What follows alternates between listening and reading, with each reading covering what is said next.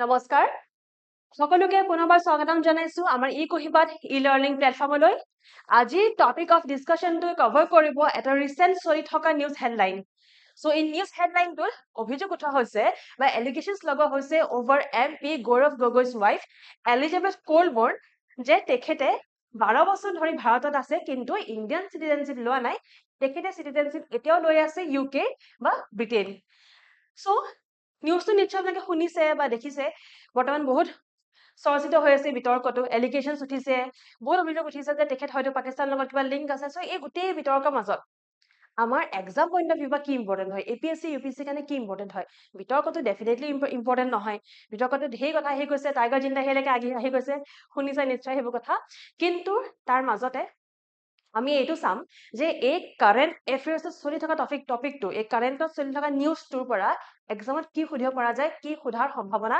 বেছি so news হেডলাইনটো মই লৈ আহিছো ইয়াত যদি চোৱা নাই তেনে নিউজ হেডলাইন এটা পঢ়িলেও পাৰে Assam CM questions Gaurav Gogai's wife retaining foreign citizenship for 12 years মানে 12 বছৰ ধৰি তেখেতে ব্ৰিটেইনৰ citizenship লৈ আছে কিয় লৈ আছে all that questions coming up allegations অভিযোগ again out a news হয় Assam CM criticizes Gaurav Gogoi over wife's foreign citizenship. So, political parties তেওঁলোকৰ allegations debate চলি থাকিব কিন্তু আমি জানিব লাগিব নিজৰ প্ৰিপাৰেচন সো আমাৰ কাৰণে এটো জনা দৰকাৰ যে যদি আমাৰ মাজৰ কোনোবাই বিদেশী ছোৱালী এজনী নিজৰ ঘৰৰ বোৱাৰী বা বিদেশী ল'ৰা এজন নিজৰ ঘৰৰ জোৱাই কৰিব খুজিছে তেন্তে আমাৰ কাৰণে কি পইণ্টস টু ৰিমেম্বাৰ আছে কি সংবিধানত লিখা আছে যোনখিনি আমি ফলো কৰি আমাৰ সিটিজেনশিপ ইণ্ডিয়াৰ কৰিব পাৰো ঠিক আছে চাই যাও এতিয়া আমাৰ এক্সাম পইণ্ট অফ ভিউ কি ইম্পৰ্টেন্ট হয় সো সংবিধানৰ এখন ফটো লৈ আহিছো সকলোৱে নিশ্চয় দেখিছে অনাৰ কোনো দৰকাৰ নাই বাট ভাল লাগে হয় নাই সংবিধানৰ ফটো এখন মাজে সময় আমি চাব লাগে কিয়নো আমাৰ জীৱনত সংবিধানৰ বহুত প্ৰভাৱ আছে সো যদি আমি ইণ্ডিয়ান সিটিজেন চাও তেন্তে পিপল অফ ইণ্ডিয়াৰ ভিতৰত যদি চাও ইণ্ডিয়ান সিটিজেন নহয় যদি আমি ভাৰতত থকা যোনখিনি মানুহ আছে এই গোটেই ভাৰতত এতিয়া কিমান কোটি কোটি মানুহ আছে হয় নাই ভাৰতত থকচোন অসম আছে এতিয়া অসমতে কিমান মানুহ আছে কিছুমান আছে দেশী কিছুমান আছে বিদেশী কিছুমান আছে ইণ্ডিয়ান বা সিটিজেনস আৰু কিছুমান আছে কি ফৰেনাৰ্স মানে বিদেশী ইয়াত অসমত আহি বহুত ফৰেনাৰ্সে ইনফেক্ট ব্লগসও বনায় আমি দেখি থাকো অসমীয়া ক'ব চেষ্টাও কৰে সো সিটিজেনস এণ্ড ফৰেনাৰ্স যে অসমত আছে ভাৰতত আছে আপোনালোকে দেখিছে জানিছে citizens enjoy all civil and political rights so civil political rights যিমানখিনি মেনশ্যন আছে গোটেইখিনি ৰাইটস এনজয় কৰে কোনে সিটিজেনসে এই লাইনটো যে ইয়াত কৈছো ইয়াৰ এটা অৰ্থ আছে অৰ্থটো আহিব লাষ্টৰ স্লাইডটোত কিয়নো মই এটা কোৱেশ্চন লৈ আহিছো আজি এমসিকিউ এটা লৈ আহিছো যাতে অলপ প্ৰেক্টিছত থাকে আৰু এমসিকিউটো ইংৰাজী আৰু অসমীয়া দুইটা ভাষাতে অনা হৈছে আৰু আমাক আনসাৰ দিলে নাপাহৰিব লগতে ডেসক্ৰিপচনত আনসাৰ দিয়া থাকিব ঠিক আছে সো এটেম্প কৰিব কমেন্ট সেকশনত so civil and political rights গোটেইখিনি সিভিল পলিটিকেল ৰাইটস এজন সিটিজেন ভাৰতীয় নাগৰিকত্ব থকা এজন মানুহৰ ওচৰত থাকে but foreigners do not কিন্তু বিদেশীসকলৰ লগত সেই গোটেইখিনি সিভিল আৰু পলিটিকেল ৰাইটস নাথাকে there are two categories of them so them বুলি যে কৈছো them refers to foreigners so এই foreigners সকলৰ এটা ক্যাটাগৰী আছে যেনেকৈ আমাৰ যদি ফ্ৰেন্ডছ কওঁ ফ্ৰেন্ডছৰ বহুত ক্যাটাগৰী থাকে না বেষ্ট ফ্ৰেন্ড থাকে ক্লোজ ফ্ৰেন্ড থাকে জাস্ট ফ্ৰেন্ড থাকে বেষ্ট ফ্ৰেন্ডক আপুনি ধৰক সব হা হুতা দিব আপোনাক খং কৰিলে আপুনি বেয়া নাপাব আপোনাক সুবিধা লাগে আপোনাক কিবা প্ৰবলেম হৈছে আপুনি বেষ্ট ফ্ৰেন্ড বা ক্লোজ ফ্ৰেন্ড ওচৰত যায় আৰু যোনবিলাক আপুনি হাই হেল্ল ফ্ৰেন্ড সদায় দিলি লগ নাপায় দিলি কথা নাপাতে তো তেওঁলোকৰ লগত আপোনালোকৰ বহুত বেছি আগ্ৰহ নাই এজ এ ৰিজাল্ট কিছুমান ৰাইটছো নাথাকে যেনেকে হয়তো ৰাতি 2টা বজাত ফোন কৰিলে বেষ্ট ফ্ৰেণ্ডে ফোন কৰিলে উঠাব কিন্তু ৰাতি 2টা বজাত এনি আদাৰ ফ্ৰেন্ড যোন বহুত বেছি ক্লোজ নহয় হয়তো ফোন কৰিলে নুঠাব পাৰে ঠিক তেনেধৰে ফৰেনাৰ্ছৰ মাজতো দুটা ক্যাটাগৰী আছে এইটো ক্যাটাগৰী দিয়া আছে ঠিক আছে এইটো ক্যাটাগৰী হৈছে foreign friends and foreign enemies তো ফৰেনৰ কোন ফ্ৰেন্ডছ কোন এনিমিজ হয় ফৰেন এনিমিজ কোন হয় সেইটো জানি লওঁ আগতে যিকোনো এখন দেশৰ লগত যদি যুদ্ধ চলিত হৈ আছে বৰ্তমান চলি আছে তেন্তে সেইখন দেশৰ যোন সিটিজেন আহিব সেইখন দেশৰ যোনে নাগৰিকত্ব হোল্ড কৰে তেওঁ যদি আহে ভাৰতলৈ তেন্তে তেওঁ হ'ব নোৱাৰে ভাৰতৰ ফৰেন ফ্ৰেন্ড তেওঁ হ'ব লাগিব কি ফৰেন এনিমি ধৰি লওক পাকিস্তানে ধৰিছো সাধাৰণতে পাকিস্তানৰ লগত আমাৰ সম্পৰ্ক বহুত বেছি ভাল নহয় আৰু তাক লৈ আৰু কি কম তাক লৈ ক'ব লগা কথা একো নাই সবেই জানে পাকিস্তান আৰু ইণ্ডিয়া সম্পৰ্ক বহুত বছৰ ধৰি ইণ্ডিপেণ্ডেন্সৰ আগৰ পৰা বেয়া সো আমাৰ ইণ্ডিয়া এণ্ড পাকিস্তান ইমান দূৰত নাই বহুত ওচৰতে আছে নেবাৰ কাণ্ট্ৰিজ হয় আমাৰ হয়নে সো পাকিস্তানৰ পৰা ধৰক কোনবা আহিছে এই মানুহজন ধৰক পাকিস্তানৰ হয় ঠিক আছে পাকিস্তান পাৰ্সন হয় তো ফৰেনাৰ হয় নাই এতিয়া এজন ফৰেনাৰ কি হ'ব এজন ফৰেনাৰ ফ্ৰেণ্ড হ'ব নে এনিমি হ'ব বাৰু? এজন ফৰেনাৰ ফ্ৰেণ্ড হ'ব নে এনিমি হ'ব? যদি বৰ্তমান পাকিস্তানৰ লগত আমাৰ যুদ্ধ চলি আছে, ইফ দেৰ is a situation of war, কিন্তু ইয়াতে আকৌ এবাৰ ৰিপিট কৰিছো চিটুৱেশ্যন অফ ৱাৰ বুলি, বিকজ চিটুৱেশ্যন অফ ৱাৰ থাকিব লাগিব। চিটুৱেশ্যন অফ ৱাৰ থাকিব লাগিব, তেতিয়াহে ফৰেন এনিমিছৰ কনচেপ্টটো আহে। চিটুৱেশ্যন অফ ৱাৰ চলি আছে কাৰ মাজত? ভাৰতৰ মাজত আৰু পাকিস্তানৰ মাজত চিটুৱেশ্যন অফ ৱাৰ চলি আছে। তাৰ মাজতে যদি পাকিস্তানৰ ধৰি লওক এজন জাৰ্নেলিষ্ট আহিছে, কিবা নিউজ কভাৰ কৰিবলৈ পাকিস্তানৰ এজন জাৰ্নেলিষ্ট আহিছে, আৰু পাকিস্তানৰ জাৰ্নেলিষ্টজনৰ চিটিজেনশ্বিপ কৈ থাকিব, পাকিস্তানত থাকিব, ইণ্ডিয়ান চিটিজেনশ্বিপ নাই। নাও তেওঁ কি হ'ব? তেওঁ এতিয়া ফৰেন ফ্ৰেণ্ড নহ'ব, তেওঁ কি হ'ব? ফৰেন এনিমি হ'ব। ঠিক চেম ৱে আমাৰ ইণ্ডিয়াৰ পৰা যদি কোনোবা জাৰ্নেলিষ্ট পাকিস্তানলৈ যায় আৰু তাত গৈ যদি কিবা নিউজ কভাৰ কৰে, তেখেতৰ যদি ইণ্ডিয়ান চিটিজেনশ্বিপ আছে ফৰ ডেফিনেট ৰিজনছ, তেন্তে তেখেত হ'ব পাকিস্তানৰ কাৰণে হয়তো ফৰেন এনিমি। আৰু ফৰেন ফ্ৰেণ্ড মানে যিকোনো ফৰেনাৰ যোন এনেকুৱা দেশৰ পৰা আহিছে যাৰ লগত আমাৰ সম্পৰ্ক ভাল। এতিয়া ভাৰতৰ সম্পৰ্ক ভাল বুলি ক'লে গ'লে বহুত কেইখন দেশ আছে, ইজৰাইল আছে, ৰাছিয়া আছে, বহুত কেইখন দেশ আছে, শ্ৰীলংকা আছে, মালয়েছিয়া আছে। চ' তেওঁ সেইখন কাণ্ট্ৰিৰ পৰা যদি কোনো ফৰেনাৰ্ছ আহে, ফৰেন ফ্ৰেণ্ডছ হ'ব। ঠিক আছে? আগবঢ়াৰ আগতে মই ই কৰিবাতে লঞ্চ কৰিছো উইকলি টেষ্ট চিৰিজ, যোনটোৰ অভাৰঅল প্ৰাইচ হয় 1999 আৰু এই টেষ্ট চিৰিজটোত আমাৰ sectional test, full length test, Assam specific current affairs, environment, CSAT, history সকলোখিনি কভাৰ হৈছে। আপোনালোক প্ৰিপেৰেশ্যন যদি ট্ৰেক ৰাখিবলৈ ইচ্ছুক আছে, যদি প্ৰিপেৰেশ্যন কিমান আগবাঢ়িছে সেইটো জানিবলৈ ইচ্ছুক আছে, তেন্তে আমাৰ এই অপৰচুনিটিটো মিছ নকৰিব। এইটো আপোনালোকৰ কাৰণে এটা ৰোড টু ছাকচেছ হ'ব পাৰে। চ' আমাক কণ্টেক্ট কৰিব আৰু সোনকালে জইন কৰিব। নাও আমি চাম কিছুমান constitutional provisions regarding to the citizenship part, যোনটো আছে কোনটো পাৰ্টত আছে ইণ্ডিয়ান কনষ্টিটিউচনৰ? Part 2। Part 1 deals with union and its territory, part 2 of the Indian constitution deals with Indian citizenship, part 3 হয় ফাণ্ডামেণ্টেল ৰাইটছ, পাৰ্ট 4 হয় fundamental DPSP, directive principles of state policy. তো আৰু তাৰ পাছত নেক্সট কোনটো পাৰ্ট হয় সেইটো কমেণ্টছত এবাৰ জনাব। ঠিক আছে? চাই লওঁ যে কনষ্টিটিউচন প্ৰভিজনছ কি আছে, কি কথা চাই লওঁ অলপ। The Constitution does not define the term citizen. চবতছে ফাৰ্ষ্ট মনত ৰাখিব লগা ষ্টেটমেণ্ট, যোনটো ষ্টেটমেণ্ট বেছড কুৱেশ্যনছ পৰা আহিব পাৰে।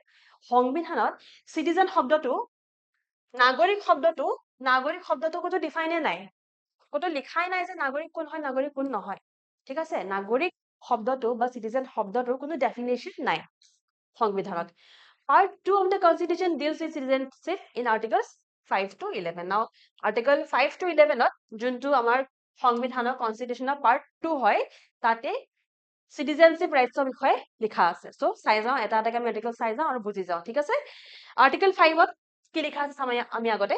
Article 5, citizenship on commencement of the constitution, মানে যেতিয়া কনষ্টিটিউচন বা সংবিধানখন কমেন্স হৈছিলে, যেতিয়া আৰম্ভ হৈছিলে, যেতিয়া ইনেক্ট হৈ আহিছিলে, এডপ্ট কৰা হৈছিলে, তেতিয়াৰ পৰা ধৰা হৈছে যোন ইয়াত জন্ম হৈছে। চ' ইফ he or she, মই অকল হি বুলি লিখি দিছো, he or she any person who was born in India, যোন ভাৰতত জন্ম হৈছে। ঠিক আছে?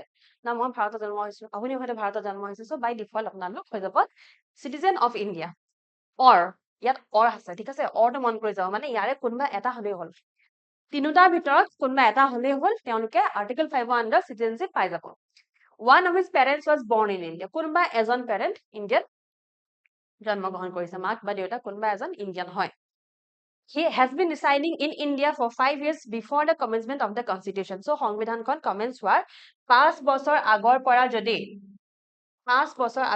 যদি তেওঁ ইয়াত ৰিচাইড কৰি আছে, ভাৰতবৰ্ষৰ যোনটো টেৰিটৰী হয় তাৰ ভিতৰত ৰিচাইড কৰি আছে from 5 years, তেতিয়া তেখেতে পাব চিটিজেনশ্বিপ আণ্ডাৰ আৰ্টিকল 5। নাও পইণ্ট নম্বৰ 3 টো ইয়াত যোনটো চাব পইণ্ট আছে, পইণ্ট নম্বৰ 3 টো বুজাই দিছো। আমাৰ ভাৰত স্বাধীন হোৱাৰ আগত, কনষ্টিটিউচন এমেণ্ড হোৱাৰ আগত বা এনেক্ট হোৱাৰ আগত আমাৰ যোনখিনি কলনী আছিলে, ব্ৰিটিছ কলনী আছিলে, ব্ৰিটিছ বহুতখিনি অফিচাৰ্ছ বহুত বছৰৰ পৰা ধৰি ইয়াত আছিলে, আৰু বহুত ব্ৰিটিছ অফিচাৰ্ছ থাকি গ'ল। এতিয়া বৰ্তমান তেওঁলোকতো এতিয়া নাই, তেওঁলোকৰ নেক্সট জেনেৰেশ্যনছ আছে। চ' তেওঁলোক এতিয়া ইণ্ডিয়ান চিটিজেন হয়। কেনেকে হয়? কিয়নো ব্ৰিটিছ অফিচাৰ্ছখিনি 5 বছৰতকৈ অধিক বছৰ ভাৰতত আছিলে, 10 বছৰ 12 বছৰ ধৰি আছিলে ভাৰতত। চ' তেওঁলোক যদি থাকি যাম বুলি ডিচাইড কৰিলে যে ইয়াৰে ছোৱালী বিয়া পাতিলে, ভাৰতীয় মূলৰ ছোৱালী বিয়া পাতিলে, আৰু তেওঁলোকে ইয়াত থাকি যাম বুলি ডিচিশ্যন ল'লে, তেওঁলোকৰ যোন নেক্সট জেনেৰেশ্যন আহিব, they will become Indian citizens আৰু তেওঁলোক নিজেও ইণ্ডিয়ান চিটিজেন হৈ যাব যিহেতু 5 বছৰতকৈ অধিক ভাৰতত আছে ঠিক আছে আৰ্টিকল 5ত আমি পঢ়িলো যে born in India ইণ্ডিয়া জন্মগ্ৰহণ কৰিছে কোনোবা এজন parent born in India আৰু যদি সংবিধানখন কমেন্সমেন্ট হোৱাৰ 5 বছৰৰ আগৰ পৰাই আছে তেন্তে ইণ্ডিয়ান চিটিজেনশিপ পালে under article 5 article 6 টো কোৱা হৈছে যে citizenship of certain persons who have migrated to India from Pakistan so যোন migrated to India from Pakistan মানে পাকিস্তানৰ পৰা ইণ্ডিয়ালৈ আহিছে ঠিক আছে পাকিস্তানৰ পৰা ইণ্ডিয়ালৈ আহিছে পাকিস্তানৰ পৰা ইণ্ডিয়ালৈ আহিলে কোনে কোনে কেতিয়া কেনেকৈ পাই চাই লওঁ এইটো আৰ্টিকল 6 আণ্ডাৰ লিখা আছে দেখিছা পাকিস্তানৰ ইণ্ডিয়া সম্পৰ্কৰ বিষয়ে পাকিস্তানৰ ইণ্ডিয়া সম্পৰ্কৰ ৰচিতাল ইমানেই টাইট যে যিকোনো সময়ত কাট খাই যাব পাৰে সেইকাৰণে পাকিস্তানৰ ইণ্ডিয়াৰ লগত লৈ আৰ্টিকলছ নিজেই মেনশ্যন আছে কনষ্টিটিউশ্যনত বাকী কোনো দেশৰ লগত নাপায় অবভিয়াছলি বিকজ পাকিস্তান আৰু ইণ্ডিয়া এটা সময়ত এখন দেশ আছিলে সেইকাৰণে আচলতে এই আৰ্টিকলছখিনি আছে এই দুখন দেশ লৈ চ' আৰ্টিকল 6ত লিখা আছে যে যদি কোনোবা পাকিস্তানৰ পৰা ইণ্ডিয়ালৈ আহিছে he or either of his parents তেখেত নিজে or either of his parents কোনোবা এজন মাতৃ বা পিতৃ or any of his grandparents মাকৰ ফালৰ ককা আইতাক হওক বা দেউতাকৰ ফালৰ ককা আইতাক হওক কোনোবা এজন ভাৰতীয় মূলৰ হলেই হ'ল was born in India ভাৰতত জন্মগ্ৰহণ হৈছিলে as given in the government of India at 1935 so government of India 1935ত যেনেকৈ দিয়া আছে তেনেকৈ তেখেত নিজে তেখেতৰ মাতৃ পিতৃৰ ভিতৰত কোনোবা এজন বা তেখেতৰ গ্ৰেণ্ড পেৰেণ্টছৰ ভিতৰত কোনোবা এজন যদি ভাৰতীয় মূলৰ হয় ভাৰতত জন্ম হয় তেন্তে তেখেতে পাই যাব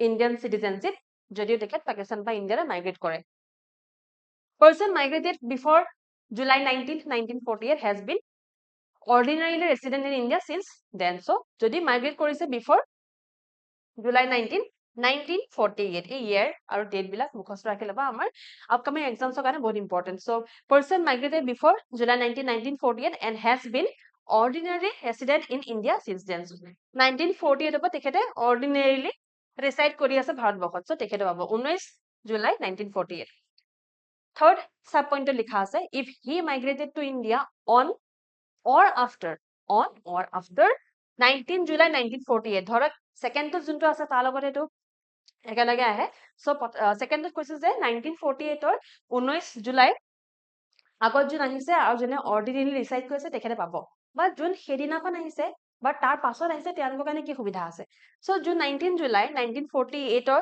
এক্সাক্ট এই ডেটত আহিছে বা তাৰ পাছত আহিছে he may be registered as a citizen of India তেখেতে ৰেজিষ্টাৰ কৰিব পাৰিব as a citizen of India so Indiaত এজন অফিচাৰ আছে ফৰেন ৰেজিষ্ট্ৰেচন অফিচাৰ তাই অনলাইন ৰেজিষ্ট্ৰেচন হয় so তেওঁ ৰেজিষ্টাৰ কৰিব পাৰিব citizen of India provided ইয়াতো এটা শৰ্ত আছে provided he resides for 6 months 6 মাহৰ এই শৰ্তটো আপোনালোকে আগলে নেক্সট স্লাইডত দেখি যাব 6 মাহৰ এই উইন্ডো গ্যাপটো প্ৰায় বহুতখিনি কন্ডিশনাল লিখা আছে so যদি 19 জুলাই 1948 ৰ দিনাখন বা তাৰ পাছত যদি পাকিস্তান বা ইণ্ডিয়া আহিছে তেন্তে তেখেতে পাব ৰেজিষ্টাৰ কৰিব লাগিব ৰেজিষ্টাৰ কৰাৰ পাছত পাব কিন্তু ৰেজিষ্টাৰ কৰা 6 মাহলৈকে তেখেত থাকিব লাগিব ঠিক আছে 6 মাহলৈকে থাকিব লাগিব তাৰ পাছতহে পাব আৰু ইয়াতো কিছুমান শৰ্ত আছে ঠিক আছে ইয়াত লিখা হোৱা নাই মই কৈ দিছো যদি সেই 6 মাহৰ ভিতৰত যিকোনো ক্ৰিমিনেল এক্টিভিটি কৰে যোনটো আমাৰ ইণ্ডিয়ান নেশনছৰ কাৰণে আমাৰ ইণ্ডিয়ান চিটিজেনছৰ কাৰণে ইণ্ডিয়ান নেশন আমাৰ ভাৰতৰ কাৰণে যিকোনো ধৰণৰ থ্ৰেট হয় তেন্তে তেখেতক সেই চিটিজেনশ্বিপটো নিদিব পাৰে আৰু এইটো আমাৰ পাৰ্লিমেন্টৰ ৰাইট হয় Article 7 কি কয় A person who migrated from India to Pakistan after 1st March 1947 but later returned 6ত কি আছে যে পাকিস্তানৰ পৰা ইণ্ডিয়ালৈ আহিছে 7ত কি হৈছে যে ইণ্ডিয়াৰ পৰা পাকিস্তানলৈ গৈছে আকৌ পাকিস্তানৰ পৰা ইণ্ডিয়ালৈ আহিছে আৰু ইণ্ডিয়া পৰা পাকিস্তানলৈ যোৱা এটা ডেট আছে A person who migrated from India to Pakistan after 1st March 1947 so যোনে মাইগ্ৰেট কৰিছে ইণ্ডিয়া পাকিস্তান গৈছে কিন্তু কোনটো ডেটৰ পাছত 1947 ৰ 1st মাৰ্চৰ পাছত গৈছে বাট পাছলৈ আকৌ ঘূৰি আহিলে 1947 1 মাৰ্চৰ পাছত গৈছে তেখেত ইণ্ডিয়া বা পাকিস্তান গৈছে কিন্তু আকৌ তাৰ পাছত ঘূৰি আহিছে যে না পাকিস্তান নাথাকো ভাৰততে থাকিম ঠিক আছে ঘূৰি আহিছে তেতিয়া ফৰ ৰিসেটেলমেন্ট যদি ঘূৰি আহিছে ৰিসেটেলমেন্টৰ কাৰণে যে আকৌ ঘূৰি আহিছো মই আকৌ থাকিম ইয়াতে তেতিয়াও তেখেতে পাব ইণ্ডিয়ান চিটিজেনশ্বিপ, কিন্তু এগেইন সেই 6 মান্থছৰ উইণ্ড' গেপটো আছে। 6 months prior to registration. So registration পোৱাৰ আগত তেখেতে ইণ্ডিয়ান চিটিজেনশ্বিপ পোৱাৰ আগত 6 মাহ ইয়াত কিন্তু থাকিব লাগিব। সেই 6 মাহটো বহুত দৰকাৰী হয়। মন কৰিছে য'তে পাকিস্তান ইণ্ডিয়া কথা আছে, য'তে পাকিস্তান ইণ্ডিয়া কথা আছে, ইয়াতো আছে আৰ্টিকল 6 পাকিস্তান আৰু ইণ্ডিয়া কথা আছে, আৰ্টিকল 7তো আছে পাকিস্তান আৰু ইণ্ডিয়া কথা, আৰু চবতে কিমান মান্থছৰ গেপ হয়? 6 মান্থছৰ গেপ হয়। চবতে 6 মান্থছৰ গেপ হয়। 6 মান্থটো মনত ৰাখি ল'ব। আৰ্টিকল 8 হয় for persons of Indian origin. Article 8 অলপ চাই লওঁ। আৰ্টিকলটোত কি লিখা আছে? A person whose parents or grandparents are born in India, undivided India. Born in India নহ'ব, born in India ভুল হ'ব, born in undivided India. So undivided India কেনেকুৱা হ'ব? পাকিস্তান গৈ যদি আমি এনেকুৱা ধৰণৰ অলপ ৰাফলি এইটো ফিগাৰ আৰু, ঠিক আছে? এতিয়া এখন পাক হয়, এইখন এতিয়া ইণ্ডিয়া হয়। চ' আগতেতো আমি একে আছিলো, এখন দেশে আছিলে হয় না, ব্ৰিটিছ থকালে আমি এখন দেশতে আছিলো। চ' যোনটো পাৰ্চন অফ ইণ্ডিয়ান অৰিজিন হয়, মই আৰ্টিকল 8ৰ আণ্ডাৰত যোনটো কৈছে, আৰ্টিকল 8ৰ আণ্ডাৰত যোনটো কৈছে, চ' এই মানুহজন ধৰক এতিয়া এওঁ কি হয়? Person of Indian origin. Person of Indian origin মানে গুৰি গোষ্ঠী ভাৰততে আছে, ঠিক আছে? Person of Indian origin. নাও তেওঁৰ লগত কেনেকুৱা এটা চৰ্ত আছে চাব। Any a person whose parents or grandparents, মাক দেউতাক বা ককাক আইতাক, were born in undivided India but are living outside, বাহিৰত এতিয়া তেওঁ আছে, living outside India, can still become a citizen of India if he applies for registration. If he applies for registration as a citizen of India through diplomatic means or consular representation. তো তেওঁলোকে apply কৰিব লাগিব কেনেকে? তেওঁলোকে apply কৰিব লাগিব through diplomatic means or consular representation. So তেওঁলোকে apply কৰিব পাৰিব for Indian citizenship, apply for registration, but চৰ্তটো কি যে তেওঁৰ parents বা grandparents হ'ব লাগিব ইণ্ডিয়ান অৰিজিন, কিন্তু কেতিয়াৰ ইণ্ডিয়া? আনডিভাইডেড ইণ্ডিয়া, মানে ইণ্ডিপেণ্ডেন্সৰ পাছত নহয়, আনডিভাইডেড ইণ্ডিয়াৰ অৰিজিন হ'ব লাগিব তেওঁ পেৰেণ্টছ অৰ গ্ৰেণ্ড পেৰেণ্টছ, ইয়াতে যিকোনো এজন হ'লেও হ'ল, পেৰেণ্টছ অৰ গ্ৰেণ্ড পেৰেণ্টছ যিকোনো এজন হ'লেও হ'ল, কিন্তু মনত ৰাখিব যে ইণ্ডিয়ান অৰিজিন হ'লে নহ'ব, আনডিভাইডেড ইণ্ডিয়াত তেখেতসকলৰ জন্মগ্ৰহণ হ'ব লাগিব, আনডিভাইডেড ইণ্ডিয়াত বৰ্ণ হ'ব লাগিব পেৰেণ্টছ বা গ্ৰেণ্ড পেৰেণ্টছ। আৰু ইয়াতে আৰ্টিকল 8টো শেষ হৈছে। আৰ্টিকল 9 চাই লওঁ অকণমান আমি। এতিয়া আৰ্টিকল 9, 10 আৰু 11 যোনটো হয় ন, পজিটিভ আৰু নিগেটিভ আৰ্টিকলছ বিষয়ে সুধিছে। চ' আৰ্টিকল 5ৰ পৰা আৰ্টিকল 8 এইটো এটা বেলেগ পাৰ্ট হয়। আৰ্টিকল 9ৰ পৰা আৰ্টিকল 11 এইটো এটা বেলেগ পাৰ্ট হয়। কিয় বেলেগ পাৰ্ট হয়? আৰ্টিকল 5ৰ পৰা 8লৈকে কি কোৱা আছে? কোন ভাৰতৰ নাগৰিকত্ব হ'ব, কোন ভাৰতৰ নাগৰিক হ'ব, কোনে ভাৰতৰ নাগৰিকত্ব পাব, কেনেকে পাব, সেইখিনি লিখা আছে। ইয়াত লিখা আছে যে কেনেকে হেৰুৱাব, ইয়াত লিখা আছে হাউ টু গেট, ইয়াত লিখা আছে হাউ ইউ লুজ। ইয়াত পোৱাটো লিখা আছে, ইয়াত হেৰুৱাটো লিখা আছে, ঠিক আছে? ডাইৰেক্টলি লিখা নাই, ক'তো লিখা নাই যে 5 to 8ত ডেছক্ৰাইব কৰা হৈছে যে আপুনি নাগৰিকত্ব কেনেকে পাব, তেনেকে ক'তো লিখা নাই। কিন্তু আৰ্টিকলখিনি পঢ়ি আপুনি বুজিব যে সেইখিনি কথাই কোৱা আছে। 9 to 11 চাই লওঁ এবাৰ, তেতিয়া আপোনালোকে ভালকে বুজি পাব। আৰ্টিকল 9ত কৈছে a person who voluntarily acquires the citizenship of any other country, voluntarily acquire কৰিছে, নিজ ইচ্ছাৰে acquire কৰিছে, citizenship of any other country shall not be deemed to be, মানে ধৰা নহ'ব যে তেওঁ ইণ্ডিয়ান চিটিজেন হয়। চ' যদি আপুনি আজি ভাবি লয় যে মই বিদেশৰ এজন ল'ৰা ভাল পাইছো আৰু তেওঁৰ লগতে বিয়া হৈ যাওঁ, তাৰে গৈ আপুনি ভলেণ্টাৰীলি কি কৰিলে, ভলেণ্টাৰীলি এটা একচেপ্ট কৰিলে বিদেশৰ চিটিজেনশ্বিপ, ধৰক আমেৰিকাৰ চিটিজেনশ্বিপ লৈ ল'লে আপুনি। চ' আপুনি কি কৰিলে, একুৱাই কৰিছে citizenship of any country. USA citizenship লৈ ল'লে, আপুনি তালৈ গ'ল, হয়তো কাম কৰিব গৈছে, হয়তো মেৰেজৰ কাৰণে গৈছে, আপোনাৰ বিবাহ পাশত আবদ্ধ হৈ গৈছে, যি কাৰণেই নহওক কিয় আপুনি যদি ভলেণ্টাৰীলি নিজৰ ইচ্ছাৰে গৈ বেলেগ এখন দেশৰ চিটিজেনশ্বিপ লৈ লয়, আপুনি ভাৰতৰ নাগৰিকত্ব হেৰুৱালে। চ' কৈছে কি হেৰুৱালে, হয়নে? নাও আৰ্টিকল 10 চাব দেই। আৰ্টিকল 10ত কৈছে every person who is or is considered a citizen of India will continue to be citizen subject to any laws made by parliament. So parliament যি law নবনাই কিয় তেখেতে তাৰ এটা সাবজেক্ট হ'ব, মানে যদি ৰাইট টু ভোট লগত কিবা এটা ল বনালে he or she will be a subject to that law. So যদি এনেকুৱা ল বনাই দিয়ে, ধৰি লওক এনেকুৱা এটা ল বনাই দিছে যোনটো লত এইটো লিখা আছে যে এইখিনি মানুহ ইণ্ডিয়ান চিটিজেন নহব। ধৰক এনেকে লিখা আছে যে এইটো সময়ছোৱাত যোনখিনি মানুহ ভাৰতলৈ আহিছে বিদেশৰ পৰা আৰু ইণ্ডিয়ান চিটিজেনশ্বিপ লৈছে তেখেতসকলৰ কিন্তু যোনখন ভাৰতৰ নাগৰিকত্ব আছে সেইখন হেৰুৱাব লাগিব। আৰু সেইখন আইন বনাই দিলে এতিয়া সংসদে, পাৰ্লিয়ামেণ্টে বনাই দিলে। এতিয়া পাৰ্লিয়ামেণ্টে বনোৱা যিকোনো আইনৰ আণ্ডাৰত কোন আহে? আমি সকলো আহো। পাৰ্লিয়ামেণ্টে বনোৱা যিকোনো আইন, যিকোনো এক্টৰ আণ্ডাৰত আমি চব ছাবজেক্ট হয়। আমি চব এখন ৰেচপেক্ট কৰিব লাগিব, আমাৰ চবৰ ওপৰত এখন লাগু হ'ব। চ' যদি তেনেকুৱা ল বনে যোনটো এইটো লত বুজোৱা হয় যে এইকেইজন মানুহ বা এইখিনি মানুহে এইটো যোনটো তেওঁলোকৰ নাগৰিকত্ব আছে সেইখিনি নাগৰিকত্ব বা সেই ইণ্ডিয়ান চিটিজেনশ্বিপ হেৰুৱাব পাৰে, তেতিয়া তেওঁলোকে হেৰুৱাই দিব। Because we all are subject, আমি চব বিষয়বস্তু হয় subject to any law made by parliament. সংসদে বনোৱা যিকোনো আইনৰ আমি বিষয়বস্তু হয়, আমি ছাবজেক্ট হয়, আমি মানি চলিব লাগিব। এইটো লিগেল হয়, এইটো এটা লিগেল অব্লিগেশ্যন হয়। দেখিছে, এইটো এটা লিগেল অব্লিগেশ্যন হয়। লিগেল অব্লিগেশ্যন এটা বান্ধি দিছে যে আইন মানি চলিব লাগিব, আইন মানি নচলিলে কিন্তু নাগৰিকত্ব হেৰুৱাব পাৰে। ঠিক আছে, লিগেল অব্লিগেশ্যন। নাও আৰ্টিকল 11 কি কৈছে চাওঁ। আৰ্টিকল 10 কৈছে, চৰি মাই বেড আৰ্টিকল এইটো 11 নহয়, এইটো আৰ্টিকল 10 নহয়।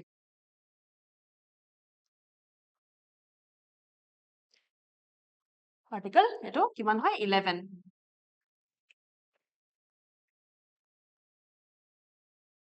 চ' আৰ্টিকল 11 কি কৈছে এগেইন মন কৰিব কেনেকে চিটিজেনশ্বিপ হেৰুৱাই সেইটো কথাকে কৈ থোৱা আছে। The Parliament has the right to make laws regarding the acquisition and termination of citizenship.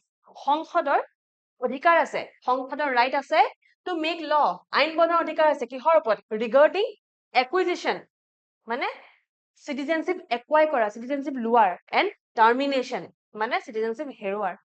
So acquire kora, acquisition বা termination of citizenship and all other matters related to citizenship. So Article 11 টো ইমানেই এটা powerful article হয়, সংসদত সেই অধিকাৰটো দিয়া আছে যে তেওঁলোকে নাগৰিকত্বক লৈ যিকোনো এটা ল বনাব পাৰে যে নাগৰিকত্ব কোনে হেৰুৱাব, নাগৰিকত্ব কোনে পাব, নাগৰিকত্ব একুইজিশ্যন, নাগৰিকত্ব টাৰ্মিনেশ্যনৰ লগত বহুত ইজিলি তেওঁলোকে এটা এখন আইন বনাই আনিব পাৰে। বহুত ইজিলি বুলি ক'লে ভুল হ'ব, ডিপেণ্ড কৰে যে বিলখনত কি আছে কি নাই।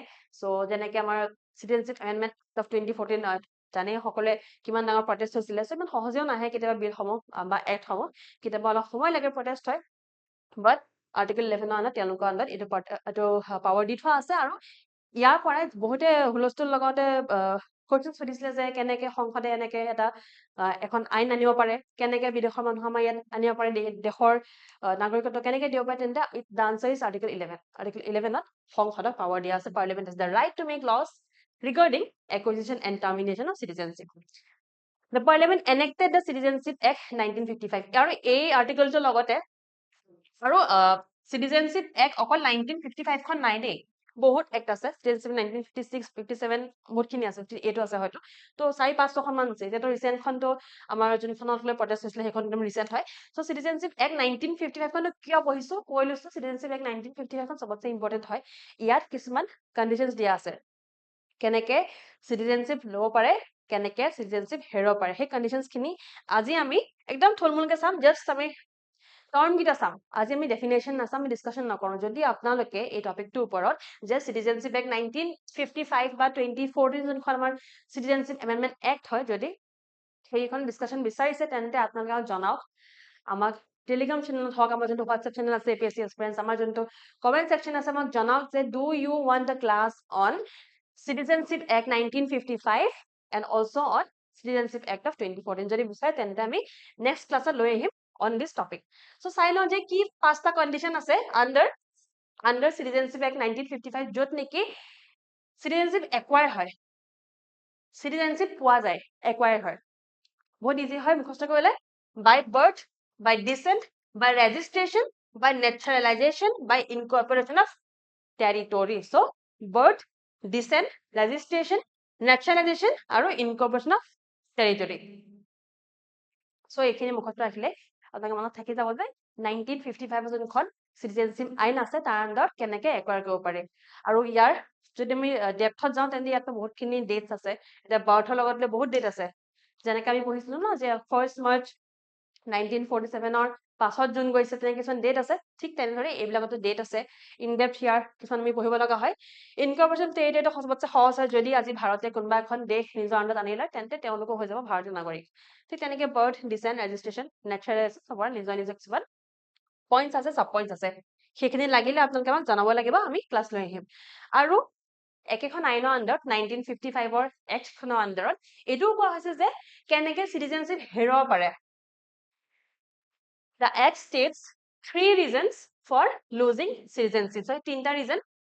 আমি again just এটা নামকেইটা চাই লওঁ again মই কৈছো যে ইয়াৰ in depth class লাগিলে আমাক এবাৰ জনালে হ'ল so কেনেকে হেৰাব পাৰে voluntary renunciation যদি নিজ ইচ্ছাৰে renounce কৰি দিয়ে by renunciation by deprivation so again 3টা দিয়া আছে voluntary renunciation এটো নিজ স্ব ইচ্ছাৰে renounce কৰিব স্ব ইচ্ছাৰে হেৰুৱাই দিব by renunciation তো voluntary নহয় এটো দেখিছে ইয়াত কি আছে যে নিজ ইচ্ছাৰে ঠিক আছে নিজ ইচ্ছাৰে voluntary হয় এটো voluntary নহয় কিন্তু ইয়াত অলপ coercion বা অলপ force use হ'ব by deprivation মানে তেওঁ সেই যোনখন নাগৰিকত্ব আছে সেইখন ডিপ্ৰাইভ কৰিলে হ'ব ইয়াত আইনবোৰ কেনেকৈ যোনটো মই আগতে কৈছিলো যে যদি তেখেতক নাগৰিকত্ব দিছে ছমাহৰ কাৰণে এটা উইন্ডো গেপ দিছে সেই ছমাহৰ ভিতৰত যদি তেখেতে যিকোনো ক্ৰাইম কৰে অলপ হিনিয়াছ ক্ৰাইম সৰু চুৰি ডকাইতি কৰিলে হয়তো ইমান ডাঙৰ ইছ্যু নহ'ব কিন্তু যদি হিনিয়াছ ক্ৰাইম কৰে নেশ্যনেল চিকিউৰিটি যদি থ্ৰেট আনি দিয়ে তেন্তে তেওঁলোকৰ কাৰণে বিপদ হ'ব তেওঁলোকে চিটিজেনশ্বিপ হেৰুৱাব চ' এগেইন যদি লাগে আমাক জনাবা এবাৰ আৰু ক্লাছটো শেষ কৰাৰ আগতে আমাৰ ইকুইপাতে APSC CC 2025ৰ কাৰণে অনা স্পেচিফিক কোৰ্চ আছে আসাম স্পেচিফিক কোৰ্চ যোন আমাৰ GS 5 ৰ লগত জড়িত হৈছে য'ত আমি প্ৰিলিমছ আৰু মেইনছ দুয়োটাৰ কাৰণে আপোনালোকক প্ৰিপেয়াৰ কৰি তুলিম এই কোৰ্সটো দিয়া হৈছে for a price of ₹1999 online আৰু অফলাইন মোড দুটাই থাকিব আমাৰ যোনটো কন্টাক্ট নাম্বাৰ আছে তাত কন্টাক্ট কৰিব বা আমাৰ ৱেবছাইটত যাব তাত গোটেইখিনি ডিটেইলছ পাব আমাক কন্টাক্ট কৰি আপোনালোকে সোনকালে জয়েন কৰি লওক GS5 কমপ্লিটলি প্ৰিপেয়াৰ কৰি লওক যাতে অসমৰ পৰা অহা যিকোনো প্ৰশ্ন একদম বিনা দিগদাৰ আনসাৰ কৰিব পাৰে Now coming to the MCQ so আজি যোনটো MCQ আছে মই যে কৈছিলো MCQ এটা আছে এই MCQ টো বহুত ইম্পৰ্টেন্ট হয় কিয় কৈছো এইটো MCQ দুবাৰ কেবিসি আহিছে আৰু APSC টো আহাটো আহিছে একদম ৰিসেন্ট আহিছে মানে এইটো নহয় যে 6-7 বছৰ মই কোৱেশ্চন দিছো নহয় এটা একদম ৰিসেন্ট কোৱেশ্চন হয় আৰু দুবাৰ আহিছে আই থিংক লাষ্ট ইয়াৰ অহা নাই তাৰ আগৰ দুবছৰ আহিছে কোৱেশ্চনটো অলপ বেলেগ হৈ আহিছে কিন্তু দুবাৰ আহিছে ঠিক আছে সো এইটো PYQ হয় ডিপাৰ্টমেন্টাল এক্সাম হওক APSC CC এক্সাম হওক এইটো কোৱেশ্চন বহুত বাৰ আহিছে ৰিপিটেডলি আহিছে সো মই ভাবিলো সকলোকে এবাৰ কোৱেশ্চনটো প্ৰেক্টিস কৰোৱাই দিও কোৱেশ্চন মই পঢ়ি দিছো কোৱেশ্চনটো অসমীয়াটো আছে ঠিক আছে কোৱেশ্চনটো মই ইংৰাজী পঢ়ি দিছো আগতে which of the following fundamental right is not available to the foreigners in India মই কৈছিলো নহয় আৰম্ভণিতে যে সিভিল পলিটিক্যাল ৰাইটস গোটেইখিনি সিভিল পলিটিক্যাল ৰাইটস কিন্তু ভাৰতৰ নাগৰিকে পায় কিন্তু ফৰেনাৰ্সে নাপায় সো ইয়াত মই হেতু সুধিছো যে তলত কোনটো ৰাইট ফৰেনাৰ্সে নাপায় সুধিছো ঠিক আছে নট সুধা আছে এইট লিখা আছে equality before law and equal protection of law b লিখা আছে protection against arrest and detention in certain cases right to equality in matters of public employment option C option D লিখা আছে protection of life and personal liberty এই গুটেই কেইটা বেলেগ বেলেগ article হয় article 14 হয় আৰ্টিকেল 22 হয় আৰ্টিকেল 16 হয় আৰ্টিকেল 21 হয় এইখিনি এগেন অসমীয়াটো লিখা আছে নিম্নলিখিত কোনটো মৌলিক অধিকাৰ ভাৰতত বিদেশী সকলৰ বাবে উপলব্ধ নহয় সো ইয়াত এগেইন চাৰিটা আমি অপচন দি থৈছো আপোনালোকে জনালে হ'ল যে কোনটো নহয় A B C নে D আৰু যদি ভালকে প্ৰিপাৰেচন হৈ আছে ইন্ডিয়ান পলিটি তেন্তে এটো জনাব আৰ্টিকেল A কোনটো আৰ্টিকেল হয় মই পতকে কৈ দিলো বাট আপোনালোকে টাইপ কৰিব এবাৰ যে আৰ্টিকেল A কোনটো আৰ্টিকেল হয় B কোনটো আৰ্টিকেল হয় C কোনটো আৰ্টিকেল হয় আৰু D কোনটো আৰ্টিকেল হয় এবাৰ টাইপ কৰি ধুনিয়াকে ৰিভাইজ কৰি লওক ঠিক আছে ক্লাছটো শেষ কৰাৰ আগতে আমাৰ যোনটো ক্ৰাশ কোৰ্স হয় লঞ্চ হৈ গৈছে ফৰ প্ৰাইস অফ ₹5999 ইয়াত যোনখিনি ফিচাৰ্স আছে ইয়াত মেনশন কৰিছো আমি অফলাইন আৰু অনলাইন দুইটাতে ক্লাसेसখিনি পাব আৰু সবিশেষ জানিবলৈ আমাক কল কৰিব আমাক যোগাযোগ কৰিব ফাউন্ডেশন বেচ টু অলৰেডি লঞ্চ হৈছে আৰু APSC যদি ক্লিয়াৰ কৰিব ইচ্ছা আছে প্ৰিলিমছ মেইনছ আৰু ইন্টাৰভিউ তিনিটা কাৰণে যদি প্ৰস্তুতি ল'ব খুজিছে আমাৰ ফাউন্ডেশন বেচ জয়েন কৰা ফৰ প্ৰাইস অফ ₹19,999 আৰু ফিচাৰ্সখিনি এগেইন আমি ইয়াত লিখি থৈছো ফিচাৰ্সটো গোটেইখিনি দিয়া হ'ব আৰু বুকলেটটো গোটেইখিনি দিয়া হ'ব যিমানখিনি মেনশন আছে গোটেইখিনি পাব হেতু আমি পঠাই দিছো আপোনালোকক ক্লাছটো PDF যদি লাগে তেন্তে এই টেলিগ্ৰাম চেনেলটো মই জয়েন কৰক স্ক্যানাৰটো দি থৈছো সোনকালে জয়েন কৰক আৰু আমাৰ ক্লাছটো PDF তাতে প্ৰভাইড কৰা হ'ব অলসো কমেন্ট দিবলৈ নাপাহৰিব ক্লাছ যদি ভাল পাইছে লাইক কৰিব শ্বেয়াৰ কৰিব সাবস্ক্ৰাইব কৰিব ৱেটিং ফৰ ইয়োৰ আনসাৰ্স থ্যাংক ইউ